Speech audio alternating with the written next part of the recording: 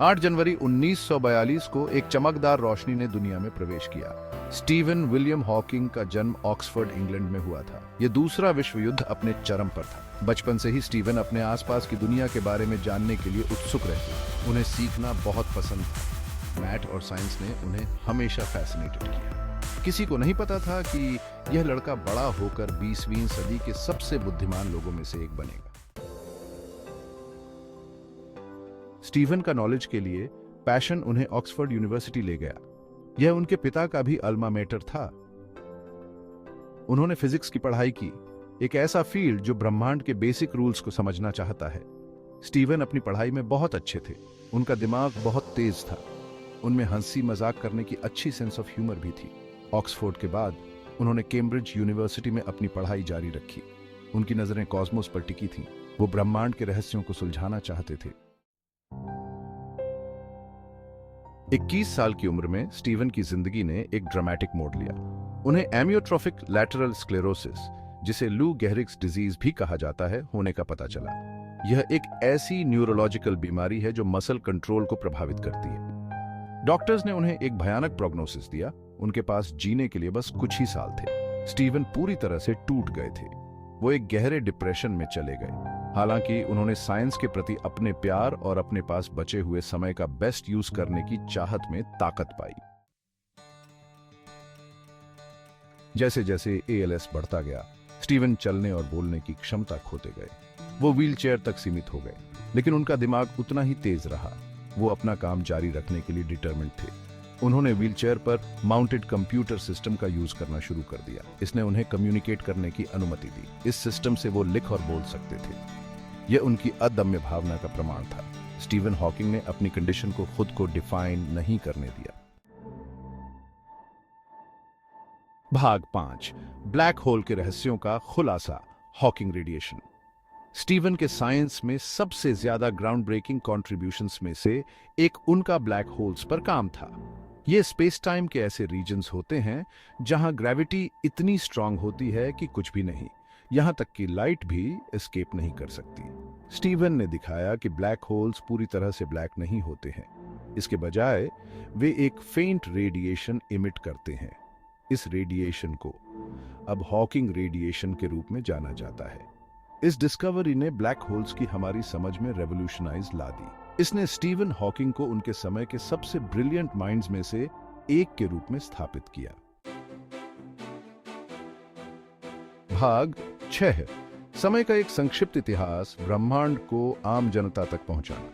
1988 में Steven Hawking ने अपनी सबसे famous book a brief history of time प्रकाशित की। इस बुक का उद्देश्य कॉस्मोलॉजी की कॉम्प्लेक्स कॉन्सेप्ट्स जैसे कि बिग बैंग, ब्लैक होल्स और टाइम की प्रकृति को जनरल ऑडियंस के लिए एक्सप्लेन करना था। किताब बहुत बड़ी सक्सेस रही। ये एक इंटरनेशनल बेस्टसेलर बन गई। इसका 40 से ज्यादा भाषाओं में ट्रांसलेट किया जा चुका है। A brief history of time ने साइंस को पॉपुलराइज करने में मदद की। इसने स्टीवन हॉकिंग को एक ग्लोबल आइकॉन बना दिया। भाग 7, ब्लैक होल के पार, प्यार और हंसी से भरा जीवन। अपनी फिजिकल चैलेंजेस के बावजूद स्टीवन हॉकिंग ने एक पूरा और वाइब्रेंट जीवन जिया। उनकी 2 बार शादी हुई और उनके 3 बच्चे थे। उन्हें ट्रैवल करना बहुत पसंद था और वो पॉपुलर टीवी शोज में भी दिखाई दिए। यहां तक कि Star Trek the next generation में उनका एक कैमियो भी था। स्टीवन हॉकिंग ने दुनिया को दिखाया कि मुश्किलों का सामना करते हुए भी खुशी और संतोष पाना पॉसिबल है। भाग 8, दुनिया के लिए एक खिड़की के रूप में कंप्यूटर। स्टीवन हॉकिंग की टेक्नोलॉजी पर निर्भरता सिर्फ कम्युनिकेशन से कहीं बढ़कर थी।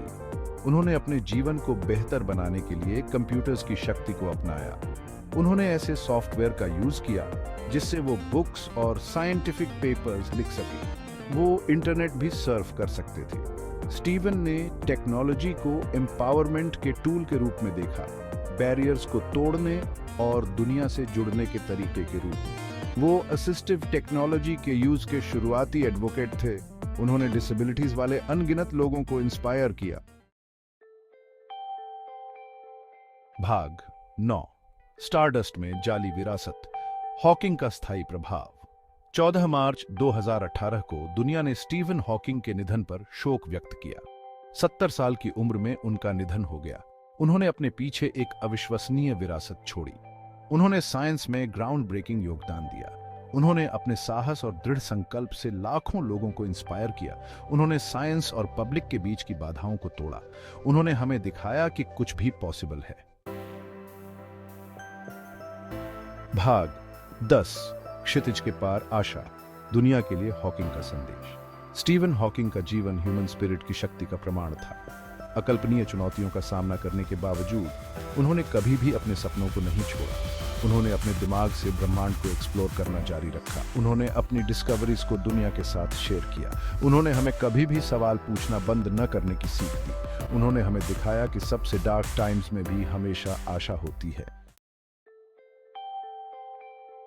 स्टीवन हॉकिंग ने एक बार कहा था, अपने पैरों के नीचे नहीं बल्कि सितारों को देखो। जो तुम देखते हो उसे समझने की कोशिश करो और आश्चर्य करो कि ब्रह्मांड कैसे एग्जिस्ट करता है। क्यूरियस बनो। ये शब्द उनकी स्पिरिट को पूरी तरह से इनकैप्सुलेट करते हैं। वो एक ऐसे व्यक्ति थे जो कभी ना खत्म होने वाली क्यूरियोसिटी से प्रेरित थे। वो कॉस्मोस को समझना चाहते थे।